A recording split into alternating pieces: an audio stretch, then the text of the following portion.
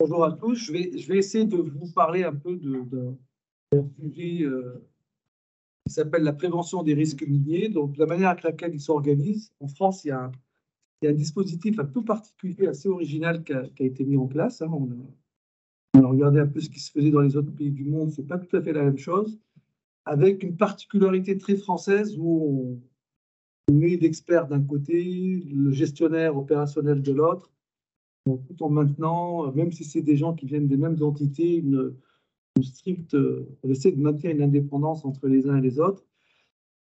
Alors, je vais essayer de vous décrire un peu tout ça. Alors, en France, ça ne marche pas. C'est un peu long, c'est ça? Il faut attendre? Oui, si c'est sur l'écran, c'est que ça va venir en Oui, ça va venir peut-être en différé. C'est bizarre quand même. Désactiver la caméra. Tu penses que c'est la caméra qui joue? Non, normalement, la caméra ne va pas jouer. Non. Ah, il faudrait. Si, moi je sais Oui. Bon, c'est quand même bizarre. Désactive et Je ferme. en fait, juste repartage maintenant. Et repartage l'ensemble de ton écran.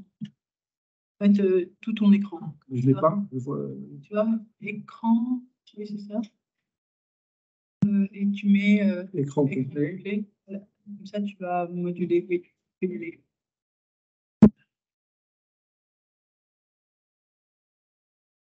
Tu vas venir. Et là, ça y est, maintenant, tu peux mettre ta présentation. Non, c'est elle est partie. Je l'ai plus. Alors, attends. Donc, il faut que je l'ouvre. Vous craignez ça? Pas. C'est pas grave. C'est normal. C'est classique. C'est les aléas. Ouais. Et c'est bon. Je pense que c'est essayé. Normalement, ça doit être bon. Normalement, ça devrait bouger. Ah, voilà. Parfait. Voilà. Alors, première question, je vais essayer de vous dire pourquoi il y a eu une nécessité d'avoir un dispositif public de l'après-mine en France. La première raison, c'est qu'il y a eu, fin des années 90, au milieu des années 90, un arrêt progressif de l'exploitation minière, notamment celle qui était publique, hein, par les grands groupes publics, de Potasse d'Alsace, Charbonnage, les grands groupes aussi qui étaient plus ou moins publics autour des bassins ferrifères, notamment en Lorraine, et la dissolution progressive de ces grandes entreprises nationales. Donc, juste pour vous pour que vous ayez une idée, voilà sur cette carte de France, l'ensemble de l'activité historique minière, hein, plusieurs siècles d'activité minière, un code minier qui est très codifié par le code Napoléon en 1805. Donc, on est un des rares pays, et les pays européens qui ont mis en place quelque chose s'inspirent aussi de ce code minier napoléonien, qui consiste en gros, l'État exproprie le sous-sol lorsque c'est une ressource jugée d'intérêt national et reçoit en contrepartie, donc c'est un régime de concession, des royalties des compagnies minières. Mais du coup, comme il exproprie, et je vous fais très court l'évolution du droit minier, il est responsable des séquelles ou des impacts de cette exploitation minière vis-à-vis du citoyen dont le sous-sol a été exproprié. Alors, c'était plus ou moins implicite et ça l'est devenu d'une manière explicite dans la loi. Alors, près de 800 sites miniers ont été exploités au cours des siècles passés. Vous voyez, ça concerne à peu près l'ensemble du territoire métropolitain. Oui, alors le dispositif public d'après-mine concerne pour l'essentiel la métropole. La Nouvelle-Calédonie et la Guyane ne sont pas encore traités de manière aussi claire et précise. Plus de 400 000 kilomètres d'ouvrages de galeries puis creusés, donc c'est énorme. Le deuxième point, je vous disais, c'est la dernière tonne de charbon que vous avez en tête. C'est pas si vieux, c'est avril 2004 sur l'exploitation de la houve en Lorraine. Le deuxième point important, c'est qu'on s'est aperçu que, nonobstant tous les efforts des entreprises minières, notamment publiques, pour essayer d'accompagner des travaux de mise en sécurité, il y a des séquelles qui sont quasiment définitives et donc avec des conséquences environnementales sur le fait d'avoir exploité pendant plusieurs siècles le sous-sol. Hein. Sur ce schéma de principe, vous voyez qu'on exploite une mine, que ce soit en souterrain ou à ciel ouvert. on a forcément des dépôts, des résidus, issus du stérile ou du minerai pauvre, des usines de traitement, des usines de grillage, etc. Et ça, sur l'ensemble du territoire, comme vous avez pu le voir. Et les impacts, ça c'est des photos réelles, hein, des impacts environnementaux avec des eaux acides chargées, des problèmes d'affaissement.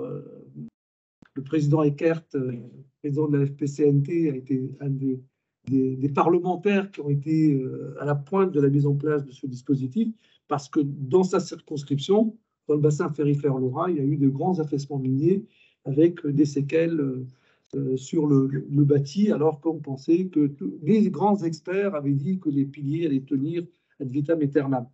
Et bien sûr, je ne parle pas des impacts sociaux, pardon.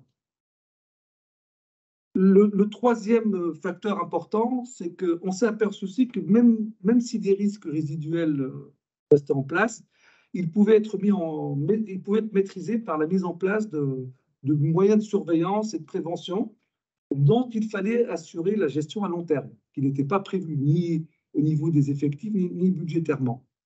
Alors l'exemple, bon ça c'est un petit schéma qui montre un peu tous les risques miniers, mais je reviendrai là-dessus. L'exemple que j'aime bien montrer, c'est celui du bassin ferrifère normand, où il n'y a pas eu de grands affaissements comme en Lorraine. Mais là, c'est une situation réelle que je connais, que j'ai en plus pu visiter. C'est un système de galeries qui est à 10 mètres. Le toit de ces galeries est à 10 mètres sous le salon de la maison. Donc, c'est un aléa fort pour ces gens-là. Pour l'instant, c'est maîtrisé. Donc la maison n'est pas expropriée, on n'a pas mis en place tout de suite des mesures de montrer des exemples de mise en sécurité. Donc c'est l'œil du mineur, donc l'œil des agents que j'avais dans mes équipes, qui vont, alors en fonction du risque, c'est tous les 3 mois, tous les 6 mois, une fois par an, voire tous les 2 ans, regarder j'autorise? Oui. Voilà.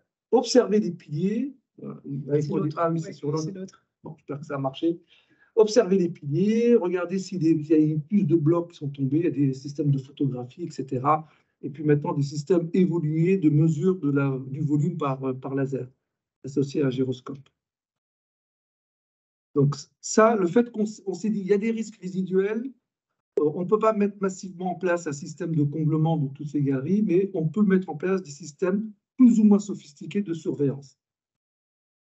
Ensuite, il y a eu différents dispositifs législatifs en 94-99, suite aux grands affaissements sur le bassin ferrifère, c'est là où M. Eckert a joué un grand rôle, qui ont rendu l'État garant d'une manière explicite, c'est ce que j'ai dit tout à l'heure, des dommages causés par l'activité, lorsque celui-ci est défaillant ou qu'il disparaît.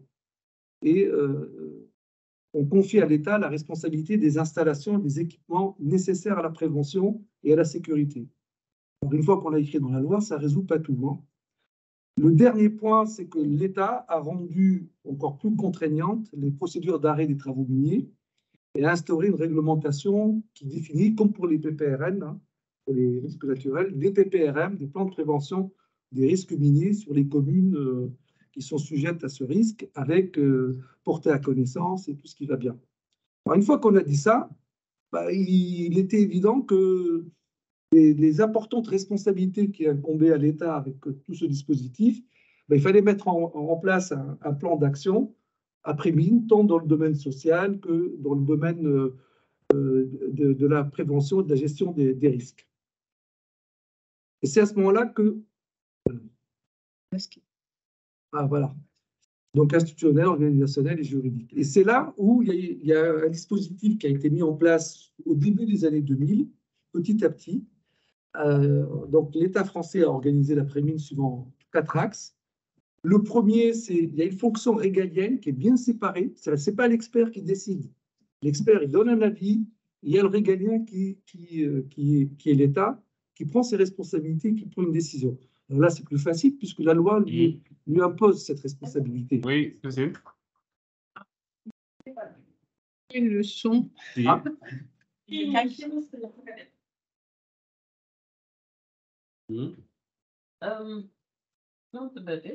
Arona. Oui. Chimiste laa ko def. Je connais une certaine Madame Taban. Ecotoxicologue moo ma dese. Tam bi semaine séminaire laa ko rencontré. C'est pas grave. Il continue à m'entendre, c'est bon? Oui, normalement, il compte. Voilà.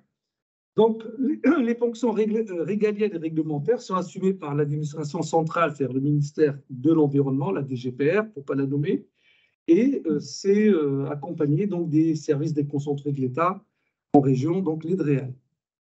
Ensuite, une fois que ça a été défini, il y a une mission d'expertise qui a été confiée à une structure indépendante, un groupement d'intérêt public, et c'est une question que j'ai failli poser par rapport à la responsabilité, parce que quand on est une association, qui fait le rapport et qui prend la responsabilité, qui va devant le juge le jour où on attaque l'expertise. Un GIP est une responsabilité morale, donc c'est le directeur du GIP qui porte le drapeau et qui va devant le juge si c'est un souci avec l'expertise. Donc ça, c'est quelque chose qui existe dans le droit français qui marche bien. Le président. Oui, mais quand elle est composée de plusieurs, les personnels. C'est un sismologue.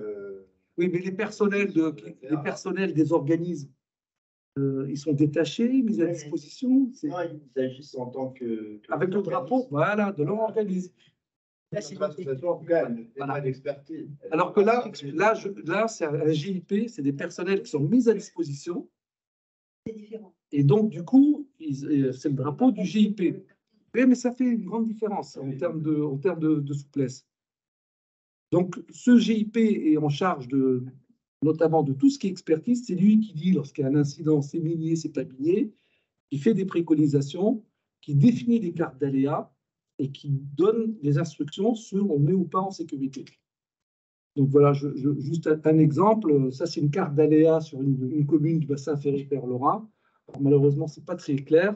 Donc, ils définissent le type d'aléa et avec faible, moyen ou fort.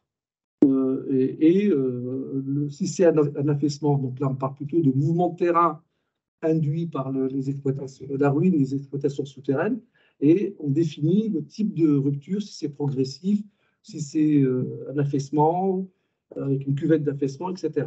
Et ça, c'est porté à connaissance et c'est révisé régulièrement.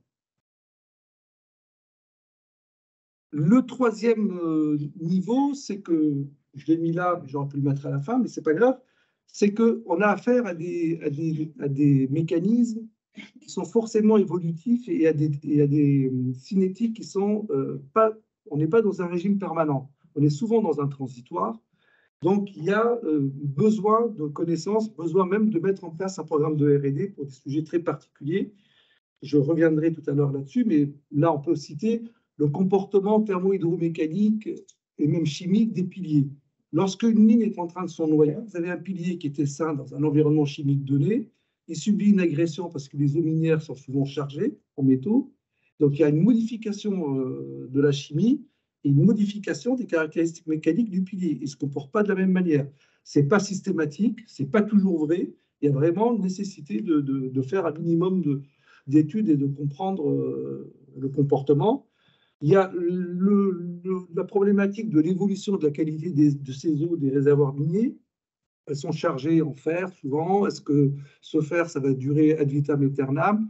Ça a une incidence pour nous contribuables sur le budget qui va être mis sur l'après-mine. Est-ce qu'il faut dimensionner des installations pour 10 ans, 20 ans, ad vitam aeternam?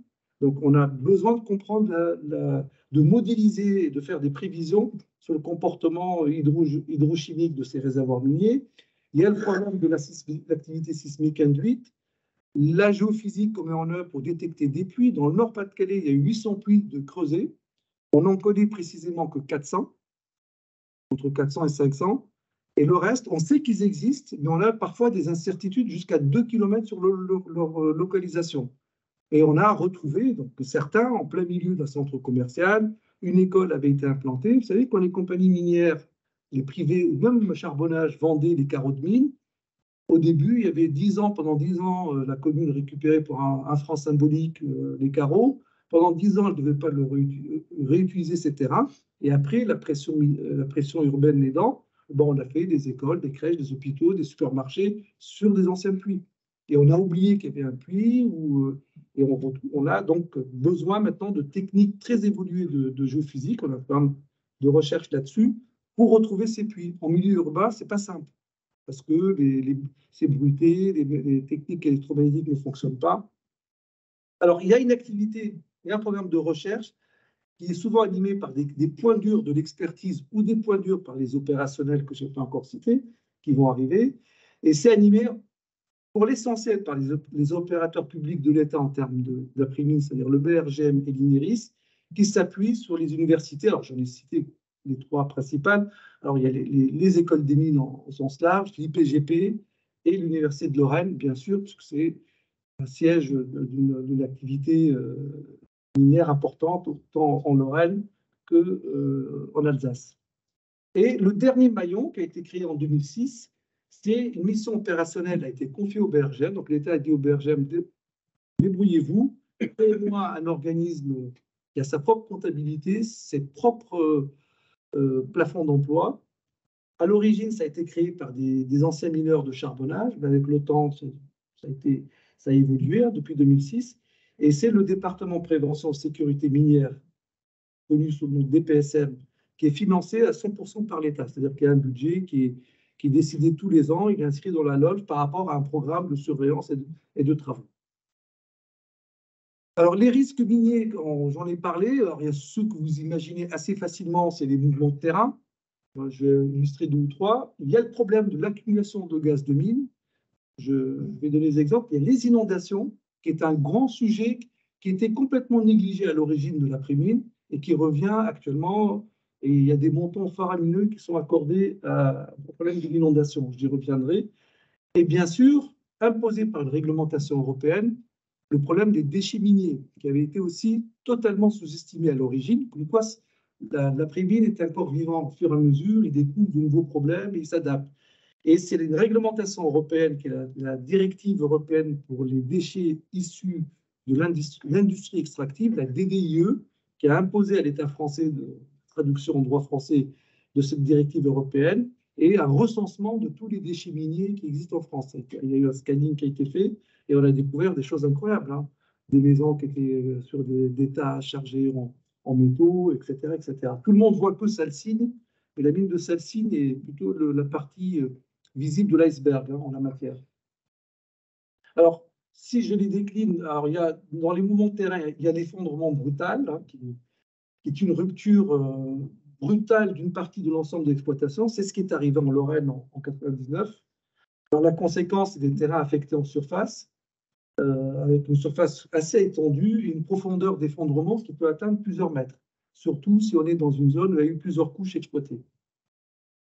Je vais aller un peu plus vite. Il y a l'effondrement localisé qu'on voit très souvent. En général, c'est à l'automne. C'est comme les champignons. Quand il pleut, ça favorise les fontis. Donc, c'est une remontée de vide depuis le fond. Alors, c'est souvent dans des terrains peu profonds. On est au-dessus de 100 mètres, quelques mètres à quelques dizaines de mètres de profondeur. Donc, c'est la rupture du toit d'une galerie qui remonte. Donc, voilà comment se fait le mécanisme, hein. Et le souci, c'est que ça peut mettre plusieurs dizaines d'années pour se... À la fin, c'est très évolutif, mais la partie ici et ici, ça peut mettre plusieurs dizaines d'années, on s'en aperçoit pas. Donc, on a des exemples assez criants là-dessus. Bon, les affaissements progressifs, c'est le fait que petit à petit, il y a une cuvette qui se met en place, hein, il y a un fléchissement des bancs, il y a des éboulements qui initient ce fléchissement. Et ce qui se passe, c'est que les constructions qui sont sur le bord de cuvette, comme ici, ça c'est des photos prises en Lorraine, entre la zone d'extension et la zone en compression, on a des ruines, des maisons. Alors, on sait maintenant, a posteriori, récupérer certaines maisons, on sait le faire. Il y a une équipe spécialisée sur le bassin houiller lorrain pour remettre d'équerre les maisons, mais encore faut-il qu'elles aient été construites assez correctement. Alors, bon, là, je vais aller plus vite. Alors, sur le problème du gaz, je voulais vous en dire un mot. C'est un phénomène. Par exemple, en Lorraine, ça s'est passé sur 10 ans, ça a été réglé, quasi réglé, parce que les vides miniers se sont très vite noyés. Il y a une colonne d'eau au-dessus de la couche de charbon suffisante, donc en termes de pression, pour empêcher le phénomène naturel de désorption du méthane, ce qu'on appelle le grisou, qui est dans les pores de la couche de charbon. Dans le Nord-Pas-de-Calais, et le schéma, c'est le Nord-Pas-de-Calais, il va falloir attendre plus d'un siècle et demi, voire 3 siècles, pour rennoyer complètement ce bassin qui est énorme, hein, qui part de la frontière belge jusqu'à Béthune, passant par Valenciennes, Douai, Lens et Béthune. Donc, c'est le plus gros gisement en termes de vide. L'eau arrive très lentement, c'est une baignoire, ça s'alimente en Belgique, ça s'écoule tout doucement, donc la remontée des eaux est très lente. Et pendant ce temps-là, le grisou continue à sortir. Donc il y a des techniques de surveillance, les points hauts ont été identifiés, donc on fait des forages de décompression comme cela. Mais il faut bien qu'il y ait quelqu'un qui les surveille, qui mesure les teneurs en CH4, qui les entretienne. C'est le boulot de mes collègues du DPSF. Et des cartes d'aléas ont été faites par Géodérisque. On a identifié le risque de remontée de gaz. Alors, il y a une polémique actuellement parce que ce gaz, avec la guerre en Ukraine, est très utile, il peut être réutilisé. Et il y a une ancienne filiale de charbonnage qui a été vendue, Gazonor, qui a été rachetée par plein de gens et qui utilise ce gaz pour fabriquer de l'électricité. Et en plus, ils sont subventionnés parce que le CH4 a un effet de serre 27 fois supérieur au CO2. Donc, d'un point de vue écologique, il vaut mieux brûler le CH4 et rejeter du CO2 que rejeter le CH4. Donc, les gens, les petits malins qui ont compris ce système, ils peuvent vendre l'électricité à EDF à un tarif subventionné. C'était un système qui existait en Allemagne depuis longtemps, hein. La France s'est mise au niveau des Allemands là-dessus. Donc, on a un souci, on a un conflit d'intérêts entre Gazonor qui veut pomper au max sur le bassin houiller du Nord-Pas-de-Calais et le BRGM DPSF qui, pour le compte de l'État, assure la surveillance de ce risque. Et il y a un compromis à trouver parce qu'ils veulent pomper très vite, ils vont mettre en dépression le réservoir et ils peuvent mettre en difficulté les bouchons de pluie qui ont été mis en place. Donc, il y a actuellement des discussions avec l'Adréal pour essayer d'expliquer à Gazonor où est leur intérêt. Je ne sais pas combien de temps il me reste. Hein. Ça va ? La moitié, non? Oui. Bon. Alors, l'inondation. Sur l'inondation, c'est quelque chose qui n'est pas du tout imaginé que dans les risques miniers. Vous avez plusieurs types d'inondations. L'inondation dans les cuvettes d'affaissement. Alors là, vous avez la concession de Bruay qui est en jaune. Vous avez la carte de toutes les concessions du bassin Houilly-Lorrain, du Nord-Pas-de-Calais. La frontière belge est là, Valenciennes ici, et on doit avoir Douai, Lens et puis Béthune ici. Donc la concession de Bruay, le petit parallépipède, je ne sais pas comment on dit, là, jaune, là, et vous avez la ville de Bruay-la-Bussière qui est en saumon, en mauve ici, donc qui est intégralement dans la concession.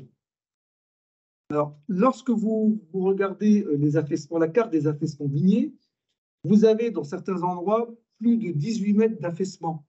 Donc, vous avez une cuvette. Alors, là, ça va revenir, la couleur, voilà. Donc là, vous avez des points bas de part et d'autre. Vous avez la rivière, la lave qui s'est coulée ici. Vous comprenez bien qu'au cours du temps, pendant le siècle d'exploitation, il a fallu agir, remonter au fur et à mesure pour rétablir le régime hydrologique de la rivière. Donc il y a des digues. Le village se retrouve en dessous de la digue et vous avez des stations de relevage des eaux qui ont été installées. Et donc, c'est des installations de prévention du risque inondation de la commune de Bruay-la-Bussière. Donc, voilà le type. Donc, il y a quelques endroits. Sur le bassin du Nord-Pas-de-Calais, il y a 52 stations de relevage des eaux. La facture énergétique, c'est 2 millions d'euros en termes d'électricité, surtout ces pompages. Là, ça va, parce qu'il n'a pas trop plu les 2 dernières années, mais les années où il pleut, ça peut monter très haut. Et il faut les entretenir. Certaines sont très anciennes. Voilà ce que c'est qu'une station de relevage des eaux. Hein. C'est un système de pompe qui pompe l'eau de la cuvette et la remet dans le régime soit des canaux, soit des rivières existantes. Alors ça, c'est les cuvettes d'affaissement. Alors vous avez autre chose, c'est la remontée des nappes suite à l'ennoyage des vides miniers et l'arrêt de l'exor. Ça, c'était un truc qui n'était pas attendu. C'est influencé par le changement climatique parce que lorsqu'on a des événements hydroclimatiques extrêmes, on recharge plus vite ces réservoirs miniers. Juste pour vous donner une explication, donc voilà, première exploitation du charbon en Lorraine en 1856. Donc, vous avez les effets. Donc, à force d'exploiter les couches de charbon, vous avez fissuré la couche du Permien qui était étanche. Donc, les eaux du triac gréseux, le TGI, la grande nappe phréatique de Lorraine, se sont infiltrées dans la mine. C'est pour ça que les mineurs, ils ont pompé comme des malades pendant des années. Pardon. Donc, on a rabattu, la nappe. Donc, deux risques qui arrivent ici. Premièrement, c'est maintenant qu'on arrête de pomper, puisqu'on n'exploite plus, au fur et à mesure qu'on recharge ces vides d'eau, vous allez avoir des eaux chargées en fer ou en métaux lourds qui vont passer dans la nappe du TGI qui alimente en eau potable un certain nombre de conductivités dans le coin. Donc, il faut empêcher le flux des réservoirs miniers vers la nappe du TGI. Donc, du coup, il y a des pompages qui ont été mis en Lorraine, 3 gros pompages à 400 et 500 mètres cubes heure. Je ne dis pas les installations de pompage, à partir des puits, pour maintenir l'écoulement plutôt dans ce sens. Jusqu'à quand? Tant qu'il y a encore des métaux et du fer dans ces eaux, il faut avoir des stations de traitement pour les traiter, puisqu'on ne rejette pas ces eaux dans l'environnement. Ça, c'est un premier souci. Puis, il y a eu des zones, soit des anciens marécages, soit qui se sont asséchés suite au pompage des mineurs, soit dans des zones d'affaissement.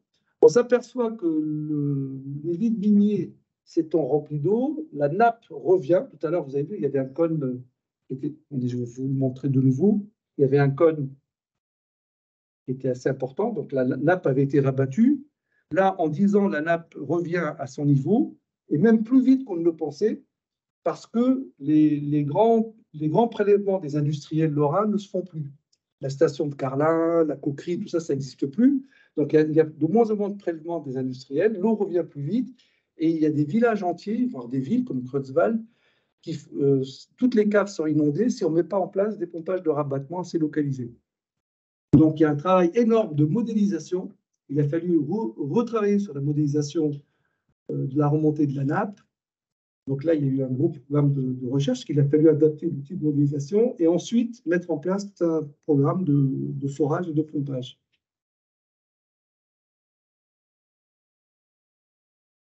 Alors,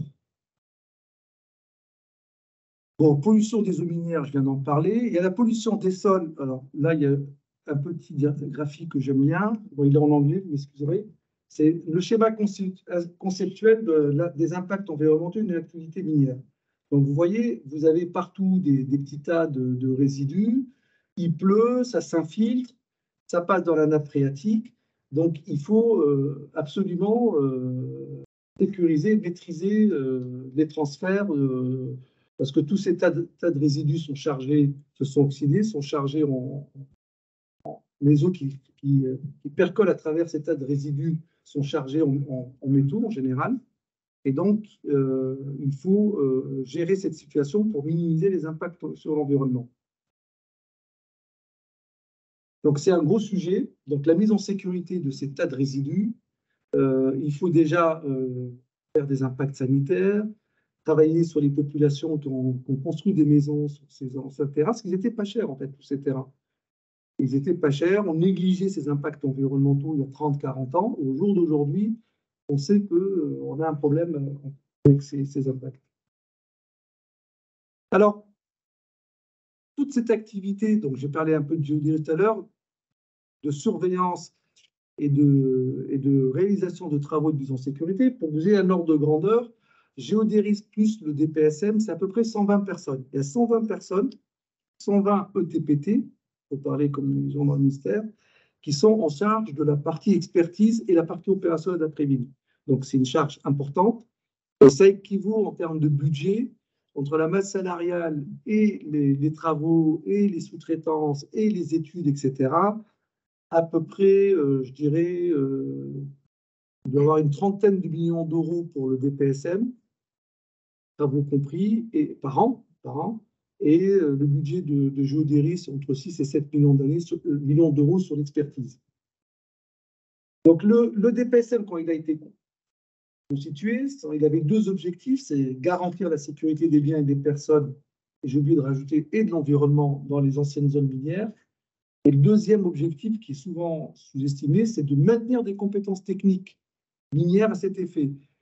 Vous ne faites pas lire un plan de mine d'il y a un siècle à un géomètre lambda. Il faut vraiment, et on a eu ce gros boulot de formation, dans l'attente des anciens mineurs de charbonnage qui partaient à la retraite, embaucher à temps les jeunes, les former pour qu'ils prennent cette culture. C'était un pari et finalement la greffe a assez bien marché. Donc les principales missions, c'est des travaux de mise en sécurité programmés ou implanter des ouvrages surveillés en qualité de maître d'ouvrage. C'est intervenir suite à une mesure d'expropriation. Quand on dit à une personne, votre maison, il y a péril, vous avez un vide sous la maison et la valeur de la maison est inférieure au coût des travaux. Donc là, il y a une décision d'un préfet. J'ai vu des préfets qui, pour des raisons sociales, disaient on fait les travaux quand même. Et donc, si sont expropriés, c'est le DPSM qui accompagne et puis surtout qui fait ensuite les travaux. Il ne s'agit pas que la maison qui comporte un certain nombre de risques avérés soit habitée par des gens ensuite. Il y a la surveillance d'ouvrages au titre du code minier, mais aussi du code de l'environnement. La gestion d'un système d'information, parce qu'il y a une bancarisation de l'ensemble des données pour que ces données soient sécurisées et mises à la disposition des générations futures. Tout à l'heure, je vous ai parlé de l'ennoyage du bassin du Nord-Pas-de-Calais. J'ai parlé de 300 ans, entre 150 et 300 ans, en fonction des. C'est à peu près la surveillance qui est envisagée par l'ANDRA pour un éventuel stockage de déchets radioactifs, de surveillance institutionnelle. C'est des durées qu'on a, pour l'instant, jamais trop pratiquées en France. Il y a 2 exemples dans le monde d'organisations humaines qui ont perduré au-delà de 300 ans. Il y a l'Inspection générale des carrières à Paris et le dispositif néerlandais de surveillance des digues des polders. Ils ont à peu près 300-400 ans. L'Inspection générale des carrières, je crois que c'est Louis XVI. Donc ça fait combien ça? Ça fait 250 ans, à peu près. Pardon? Et les égouts de Paris. Les égouts de Paris, c'est après, je crois. Après l'Inspection générale des carrières. Oui, c'est vrai, c'est à peu près à ce moment-là. Mais il n'y a pas beaucoup d'exemples là. C'est-à-dire, on sait qu'une organisation humaine, on a un retour d'expérience, elle peut durer quelques siècles. C'est pour ça que les surveillances institutionnelles, elles sont souvent ce qu'on met en œuvre. Donc, il y a la gestion du système d'information, la conservation des archives techniques intermédiaires minières. Hein. Donc, c'est assez. Alors, l'organisation territoriale, le DPSM a 4 antennes qui grosso modo, correspondent à la répartition des activités minières sur le territoire français. Donc, il y a Billy-Montigny pour le cas très particulier du bassin houiller du Nord-Pas-de-Calais. Crémat-Merlebac, parce que c'est le barycentre entre les houillères du bassin de Lorraine en noir, le bassin ferrifère en rouge ici, et le bassin potassique alsacien plus la mine de pétrole de Péchelbronn.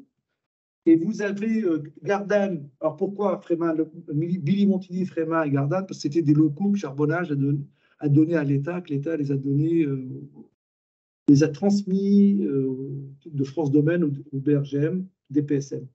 Alors Gardanne, c'est un bon barycentre aussi, entre Alès, Saint-Étienne, des gros bassins houillers, et puis toutes les mines métalliques de la bordure sud du Massif central et des Pyrénées.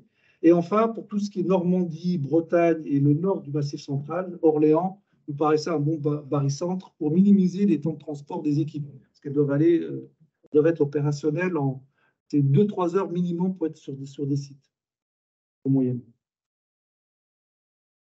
Alors, je ne sais pas combien de temps il me reste.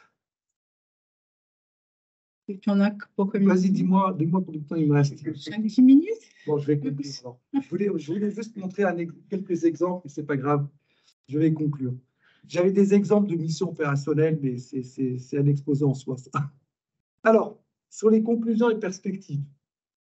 Donc, ce que je voulais dire, c'est que les opérateurs de l'après-mine interviennent dans un environnement opérationnel, mais qui est bien limité, contraint et un peu fort. Le mot, il est défini pour plusieurs raisons. Donc, les missions sont inscrites dans la loi et les périodes sont décennales. Il y a des conventions, soit pour le renouvellement du GIP Géodéris, soit sur la convention auquel l'État avec le BRGM pour le fonctionnement du DPSM, qui sont tous les 10 ans. Donc, tous les 10 ans, l'État réexamine ça passe sur différentes commissions, y compris la commission de la concurrence, pour être sûr que s'il n'y a pas un avantage concurrentiel au BRGM d'avoir cette mission que lui confie l'État.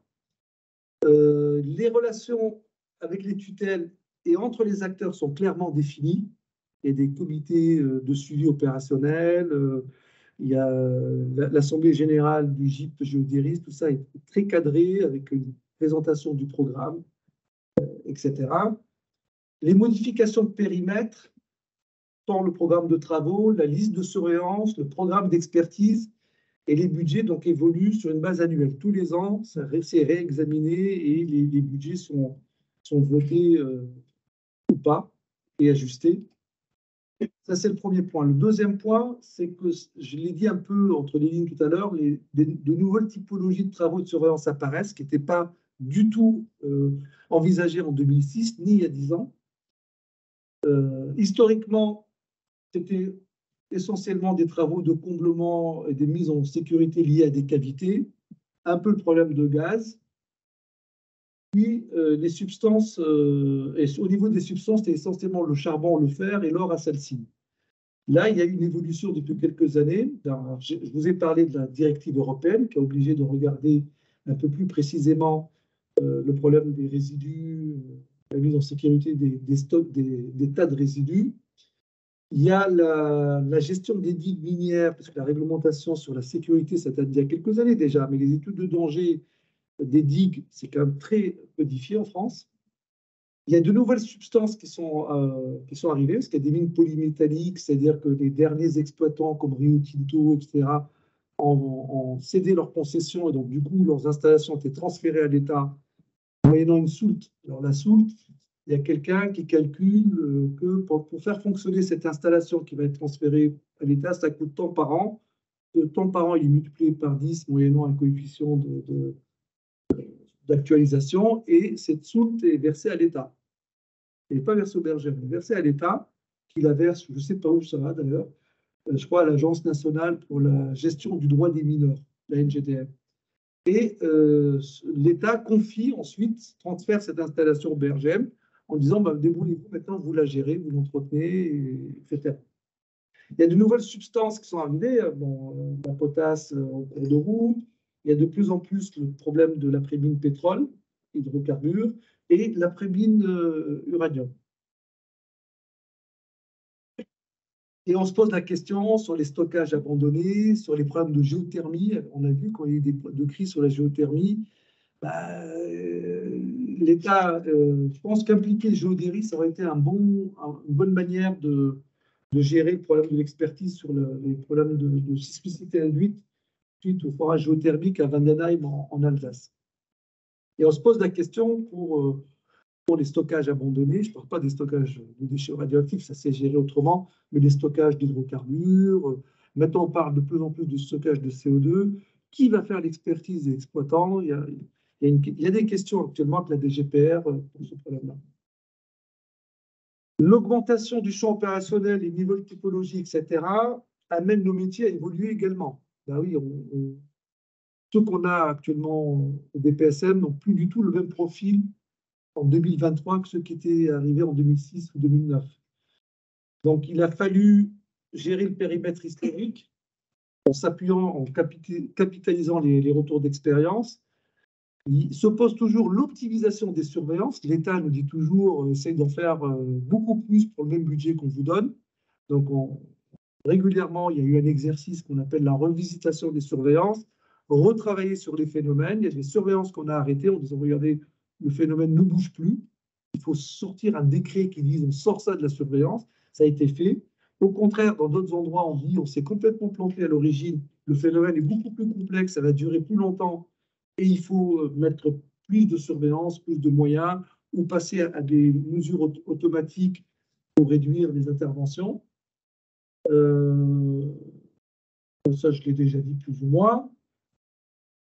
Donc, les métiers de l'après-mine doivent également être compatibles avec un environnement réglementaire et juridique de plus en plus contraint. La dernière évolution du code minier, c'est la loi climat et résilience, qui ne s'est pas empêché de retoucher le code minier. Pourquoi? Parce qu'il y a dans la tête d'un certain nombre de personnes une et notamment pour assurer la transition énergétique et la transition numérique, un besoin de métaux rares, des terres rares, métaux rares, pour ne pas dépendre uniquement de la Chine. Hein. Et il y a dans les velléités de certains pouvoirs publics, et le BRGM a été contacté là-dessus, de relancer un inventaire minier. Alors, bien sûr, l'idée, c'est de dire on va faire de la mine propre, compte tenu de tout ce qu'on a appris, des dégâts qu'on a fait pendant des siècles. Et donc, le contexte réglementaire est de plus en plus contraint et les gens qui ont en charge de la pré-mine doivent aussi s'adapter. Et dernier, les orientations 2022-2028. Le carnet alors, on pourrait penser depuis 2006, on a fait tous les travaux, on en découvre en permanence, parce que Géodéris, quand il repasse, il revisite les cartes d'aléas. La pression des élus aussi, ils disent, nous, on a tant d'hectares qui sont complètement stérilisés parce qu'il y a un aléa, etc. Essayez de mettre en place des travaux pour mettre en sécurité qu'on puisse soit garder les populations, soit remettre ces terrains en activité, puisqu'on veut réduire la pression foncière sur les terres cultivables. Donc, les friches industrielles et minières sont aussi un bon moyen de minimiser cette pression. La renonciation de nouvelles concessions avec transfert de leurs installations, il y a des choses en cours. Tout n'a pas été transféré à l'État. Il y a des exploitants qui ont gardé sous le coup de leurs concessions. Ils se rendent compte qu'il est plus intéressant pour eux de retransférer ça à l'État. Il y a une demande accrue de la part d'Edreal pour une meilleure compréhension des phénomènes physico-chimiques, c'est ce que j'ai dit, induisant un risque. Donc, optimiser les installations et mieux simuler la durée des phénomènes pour une meilleure programmation budgétaire. C'est rare, hein. Donc on fait de la R&D pour mieux programmer budgétairement. C'est assez rare qu'on dise ça, mais c'est le cas. Et dernier point, les plans de gestion pour les dépôts des déchets. Donc là, ils ont été inventoriés, on comprend mieux leur mécanique. Et maintenant, on propose des plans de gestion, des solutions douces. Donc, si on peut utiliser, c'est très à la mode, hein, des solutions basées sur la nature. Par exemple, pour la phytoremédiation et pour les eaux chargées, on utilise énormément les bassins de décantation avec des roseaux qui retiennent et on arrive à respecter les arrêtés préfectoraux à la sortie de ces stations de traitement. Voilà, ça a été un peu rapide. Merci Karim. Vos questions. Oui, avec plaisir. Sur la question des 250 et quelques mines d'uranium, vont donc compléter les 800. Ouais. Ça fait 20 ans qu'ils parlent de relancer transférer progressivement depuis Areva puis Orano vers l'État, donc vers le BRGM. Enfin, cascade, quoi. Ça en est où, c'est pas parce qu'on parle en fait de risques qui sont complètement différents. Alors, il y a pour les trucs d'Orano, les installations d'Orano, il y a deux installations. Il y a les installations qui sont sous le code minier. Celles-là, elles seront transférées à tous les ans, on nous dit c'est cette année. Hein. Mais celles après, il y a les ECPE, les stockages de résidus d'usine. Ça, l'État ne veut pas les transférer, ne veut pas se les récupérer. Donc, voilà. C'est d'actualité. On a commencé, nous, même à réfléchir à des schémas organisationnels pour dire est-ce qu'Orléans est toujours important au centre. Est-ce qu'il ne faudrait pas mettre une entité basée à Nantes pour gérer un peu la Vendée et le Limousin? C'est d'actualité, mais Orano est encore une entreprise majorité détenue par l'État. Hein. Donc voilà, je ne peux pas aller plus loin. Orano fera ce que l'État lui dira de faire, et si ça ne se fait pas, c'est que quelque part. Alors, avant de passer à la prochaine présentation, il y a une. Oui. Les zones surveillées des zones des arrêtés périls. Oui. Vous avez évoqué tout à l'heure le cas de zones dans lesquelles l'arrêt d'exploitation minière prend suite au délivage des eaux ou en dessous des nappes. Est-ce que des études ont été faites sur ce risque un risque d'effondrement, là, mais un risque de contamination des études? Est-ce que sur le long terme, envisager finalement de déplacer ces populations en laissant les nappes se recharger au regard des enjeux à la fois nappes et des enjeux énergétiques. On va, je pense,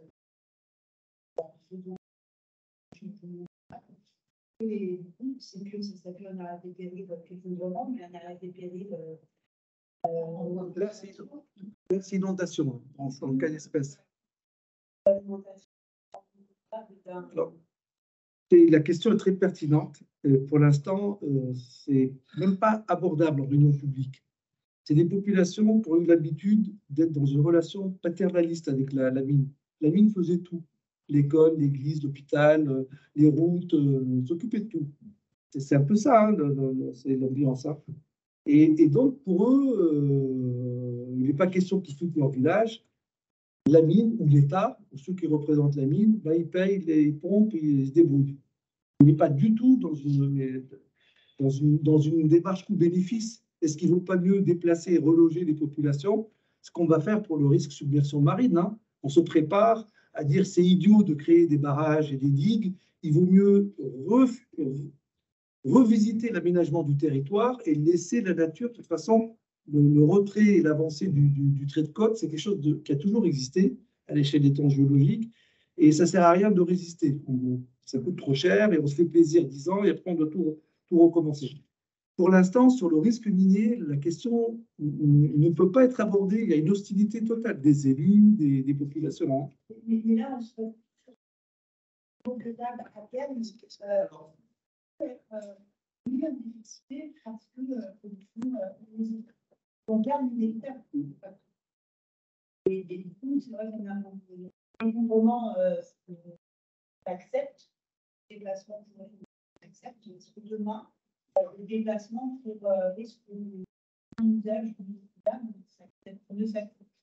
Alors, c'est découplé. Hein. Le problème de la potabilité de l'eau de la nappe du Trias gréseux, le TGI inférieur, c'est géré en pompant dans le puits, en limitant les entrées d'eau minières qui peuvent être chargées. Alors ça, on sait que ça ne va pas durer, enfin, ça peut durer encore un siècle ou deux. Mais ouais.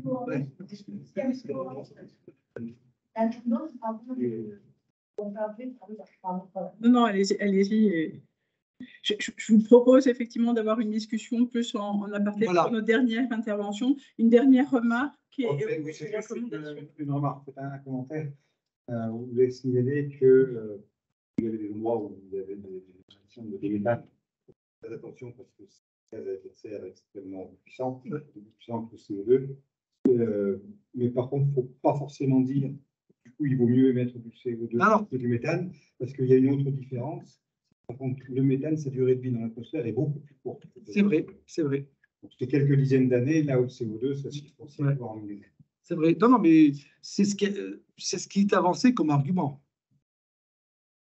Et puis là, depuis la guerre en Ukraine et la recherche coûte que coûte d'énergie, on ne les tient plus, là, Gaz de Nord. Hein. Ils ont le bras long au ministère de l'Industrie. Hein, donc, le problème de recherche, expertise, opération, c'est pas du tout évident.